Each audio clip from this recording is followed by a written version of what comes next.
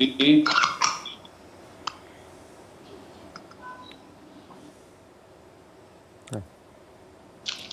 Basta, così perfetto, non toccate più niente, che siete persino...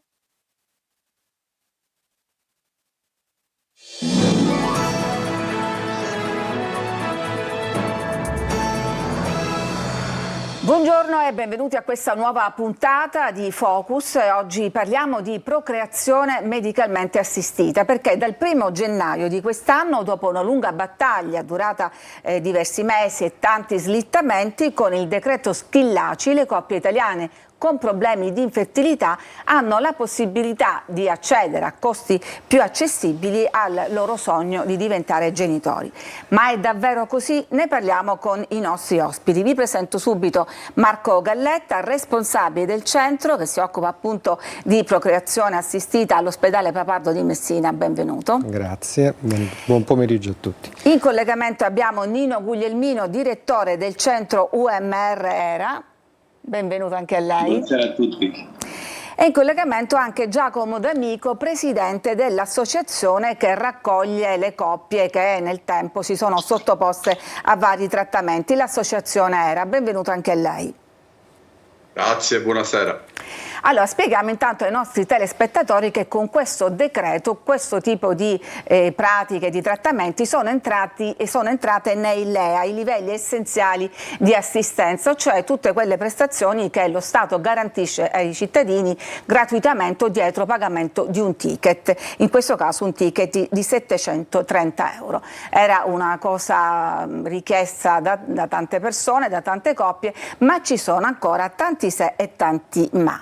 Quindi in teoria diciamo che i siciliani possono accedere a questo. Diciamo che in Sicilia ci sono 12 centri, 9 privati e 3 pubblici. Uno di questi è proprio quello diretto da lei, l'ospedale Papardo. E sono proprio i centri pubblici che diciamo da questo momento possono usufruire di questi fondi regionali e quindi le coppie possono effettivamente accedere pagando un ticket, è così? Esattamente, essendo rientrata nei LEA c'è un rimborso perché ancora sussiste il co-payment tra coppia e regione. Una quota verrà data sempre grazie ai LEA e una quota dovrà essere sostenuta dalla coppia. Questo perché la Sicilia è una regione in regime di rientro e quindi fin tanto che sarà così le coppie saranno costrette, anche le esenti, a pagare una quota che fortunatamente è fortemente ridotta rispetto alla precedente ed è 730 mi pare, 70 centesimi. Abbiamo un po' arrotondato. Mentre invece i centri privati navigano un po' a vista perché ancora non sono neanche cominciati, credo, dottore Guglielmino, gli incontri per definire i fondi appunto a vantaggio dei centri privati, è così? Sì, lei dice benissimo e ha fatto bene questa differenziazione tra il centro pubblico e il centro privato, perché l'ospedale Papardo e il Cannissaro di Catania potrebbero direttamente erogare il servizio col pagamento di questo contributo da parte dei pazienti, mentre per quanto riguarda il 90% dei trattamenti che vengono fatti in Sicilia, che vengono fatti nei 9 centri privati della nostra isola, ancora la Regione deve stabilire quanti sono i fondi che metterà a disposizione delle coppie e poi bisognerà passare a una fase successiva che è la contrattualizzazione dei centri che dovranno erogare questi servizi.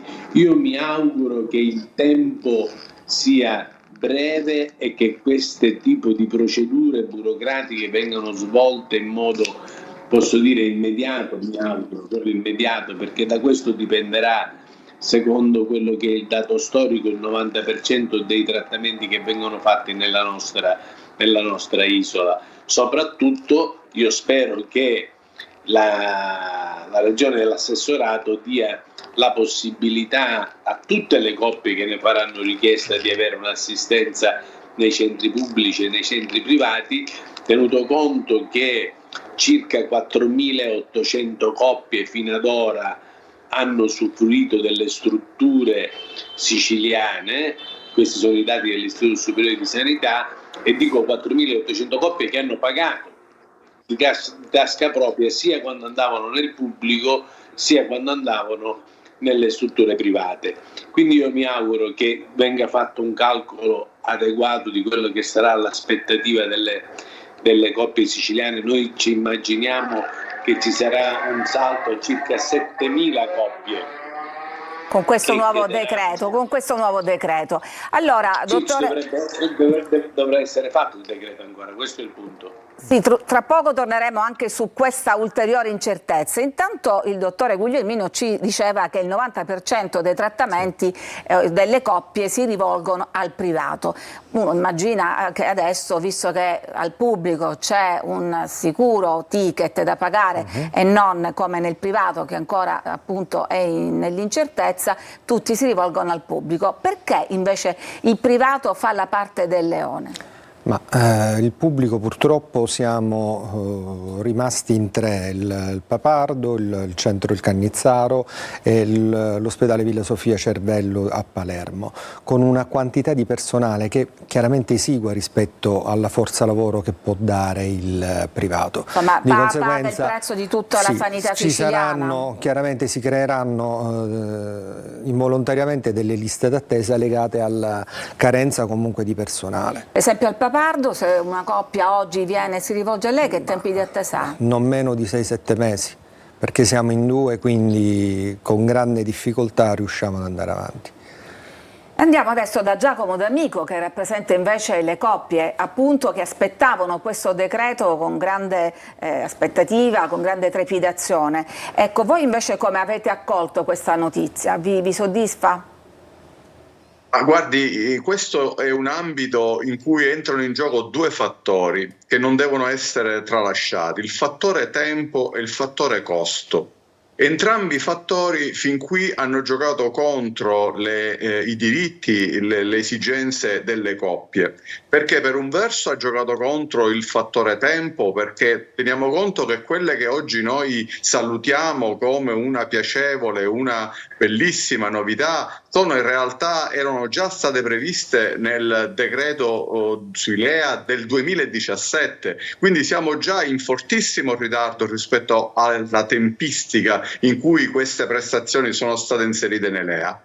E il fattore costo è un fattore strettamente legato al fattore tempo. Peraltro non ci dimentichiamo che entrambi i fattori discriminano numerose coppie, li discriminano quanto al fattore tempo, perché sappiamo bene che l'età biologica è un elemento fondamentale per il buon esito di queste terapie. Le discriminano quanto al fattore costo, perché ovviamente non tutti hanno le risorse economiche per poter affrontare il costo di queste terapie.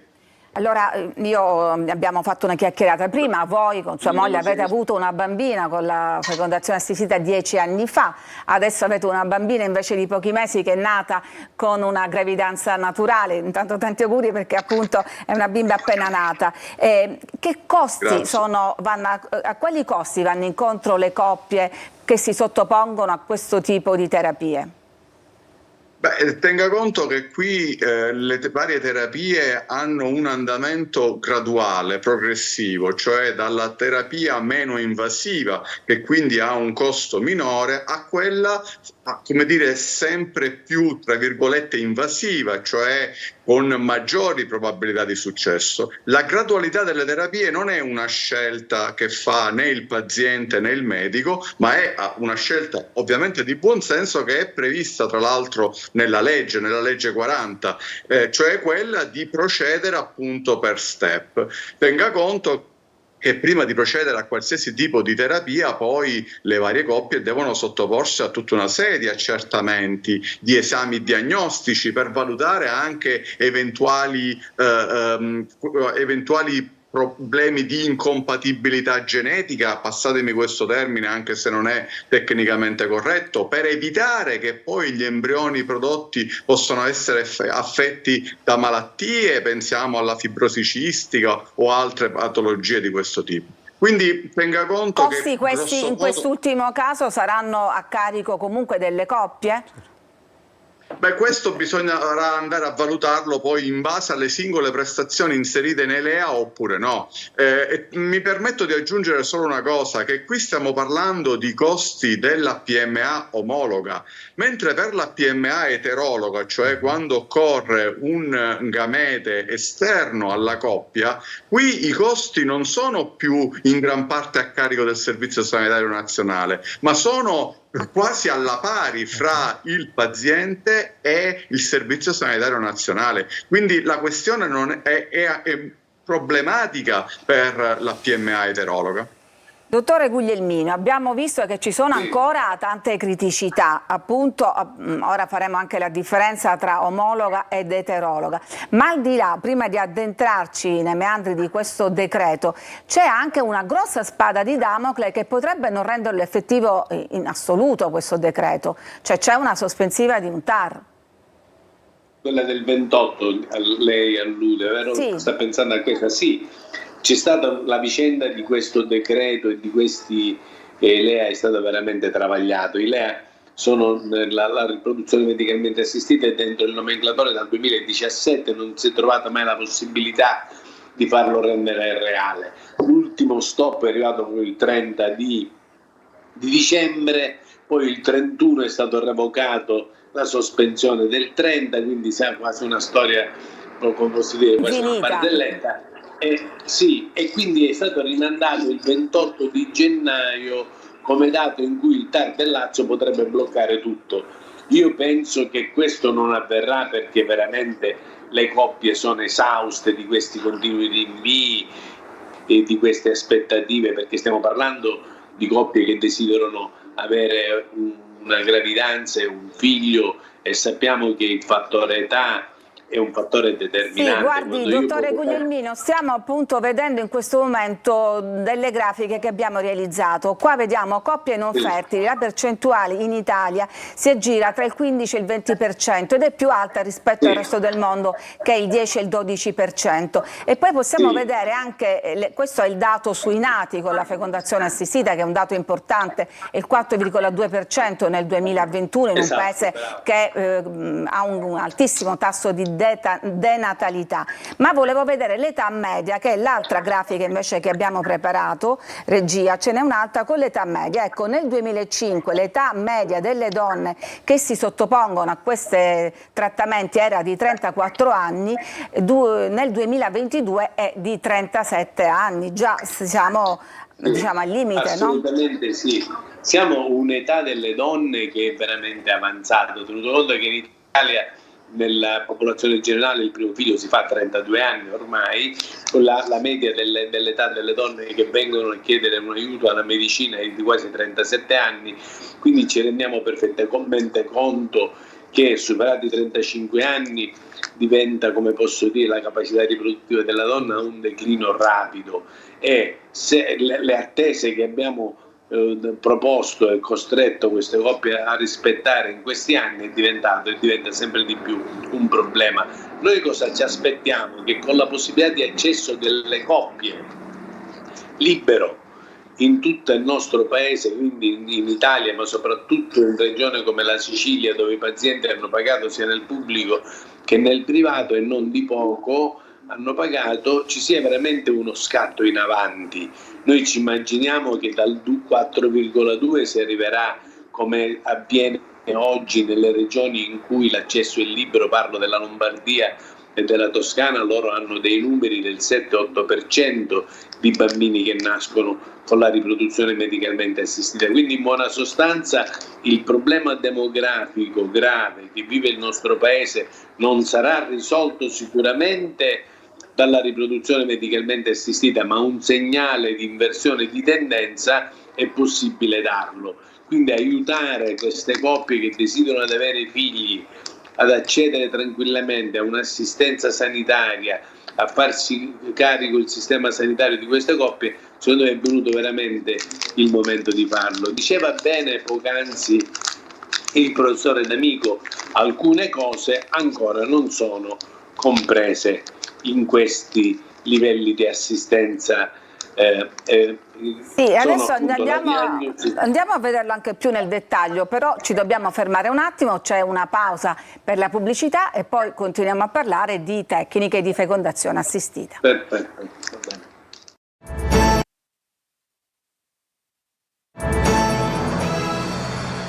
Ed eccoci di nuovo in studio per parlare di procreazione assistita. Abbiamo noi un numero diretto con i nostri telespettatori, il 342 745 5005. Vi voglio leggere un messaggio che ci è appena arrivato da parte di una donna di 41 anni che si è sottoposta a questi trattamenti all'ospedale Cannizzaro e dopo tante lacrime dice: adesso ho un bimbo di 2 anni.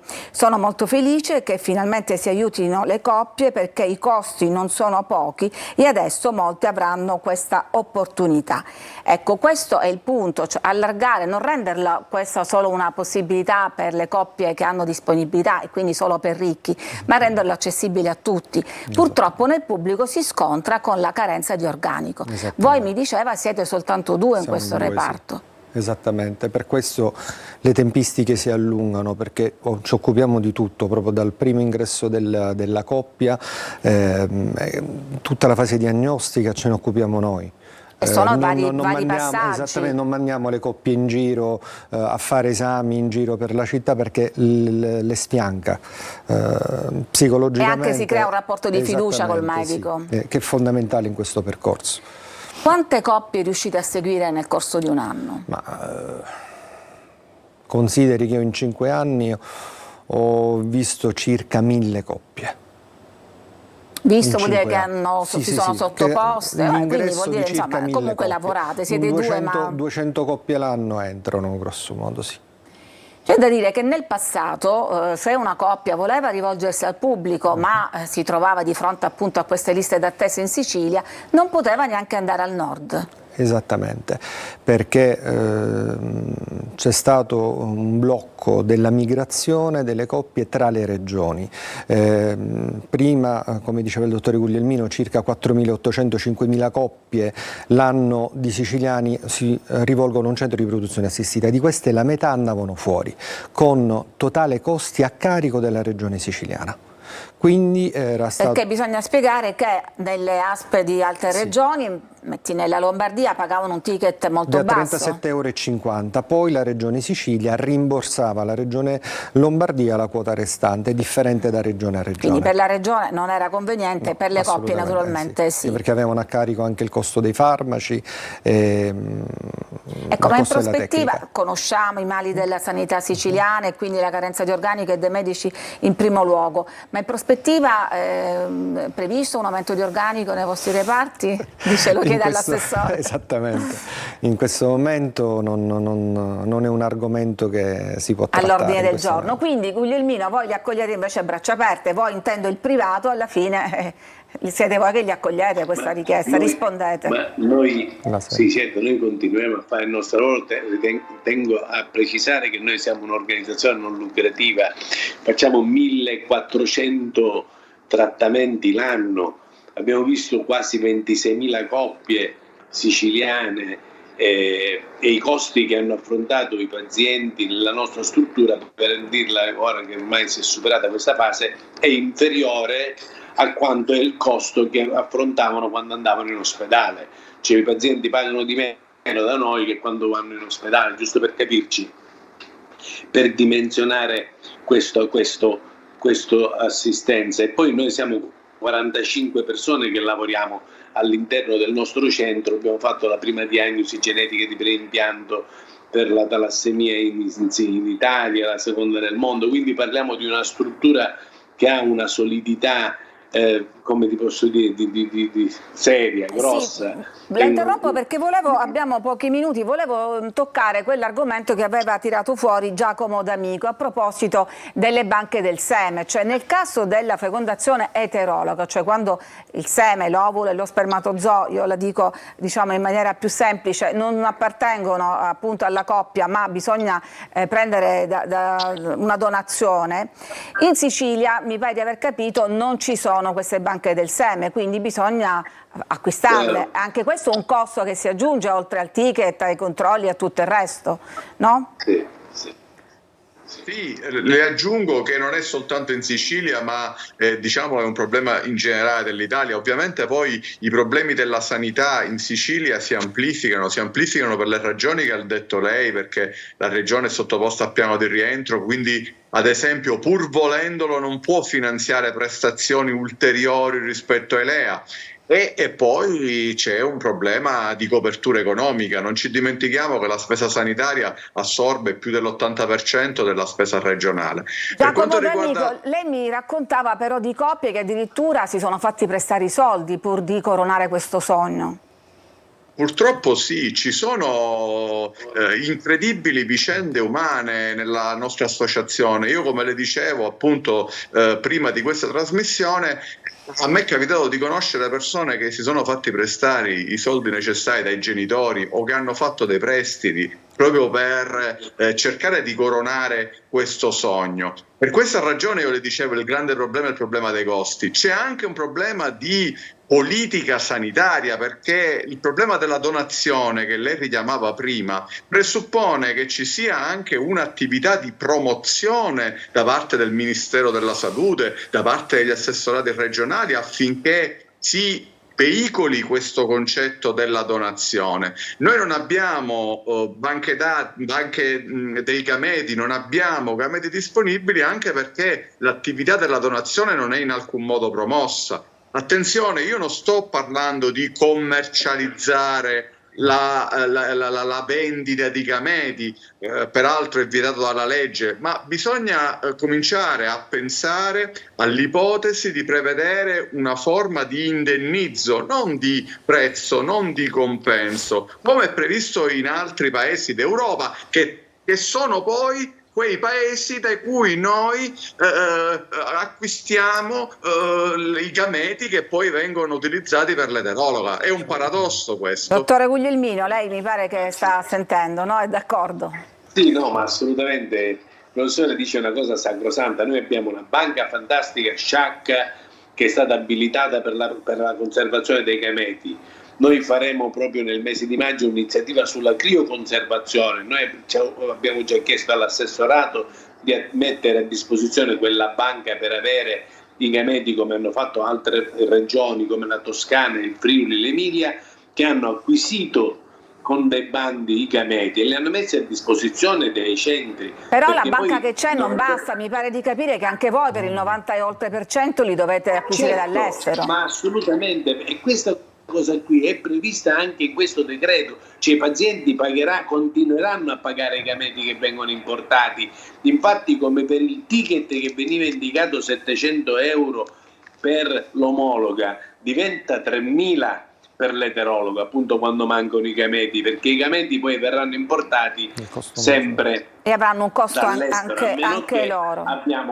Ma io voglio dire un'ultima cosa, poi mi taccio. No, anche perché siamo in chiusura, gliela faccio dire fra un attimo, sì. A chiusura del giro, perché prima volevo... No, il professore hanno fatto un'iniziativa bellissima per i pazienti per chiarire tutti questi dubbi con uno sportello.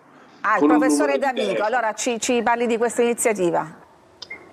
Sì, guardi, oggi ormai nella società della comunicazione, parliamoci chiaro, lo strumento di comunicazione e di informazione più rapido è quello di WhatsApp o delle chat di questo tipo, per cui si è pensato di creare appunto una chat in cui dare informazioni ai pazienti, almeno per chiarire questi dubbi. Proprio le vicende che si sono succedute nelle ultime 2 settimane sono state incredibili: la revoca del TAR, poi la sospensiva, la revoca della sospensiva, cioè davvero. E come si può contattare questo sportello?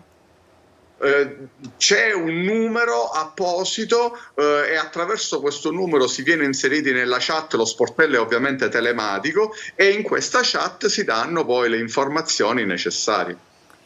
Ci scrive un'altra mamma che ha 2 gemelli, Agata e Gioele, di 6 anni e mezzo. Ho scoperto la mia sterilità a 19 anni, dice, adesso a 28 anni posso abbracciare i miei bambini. Fosse è stata anche una sua paziente che sicuramente ha tanti ricordi avranno di lei, sicuramente, no? Sicuramente sì. Appunto, diciamo, con che spirito arrivano le coppie?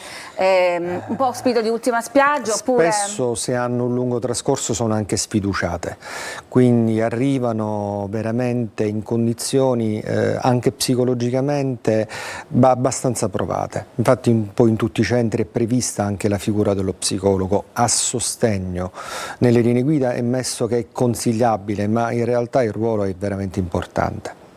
E quindi il ruolo anche naturalmente del medico e di queste coppie che hanno tanto desiderio di avere un figlio e che speriamo adesso con questo nuovo decreto Schillaci potrà essere accessibile anche a chi, diciamo, non ha un censo particolarmente alto, anche se abbiamo spiegato che dei costi minimi ci saranno comunque a carico delle coppie. Allora purtroppo il tempo a nostra disposizione è scaduto, ringrazio il dottore Marco Galletta, responsabile del centro di procreazione assistita dell'ospedale Papardo, ringrazio Nino Guglielmino, direttore del centro UMR ERA di Catania, e Giacomo D'Amico, che è in rappresentanza delle tante coppie che si sono sottoposte a questi trattamenti. Grazie naturalmente anche a voi che ci seguite da casa.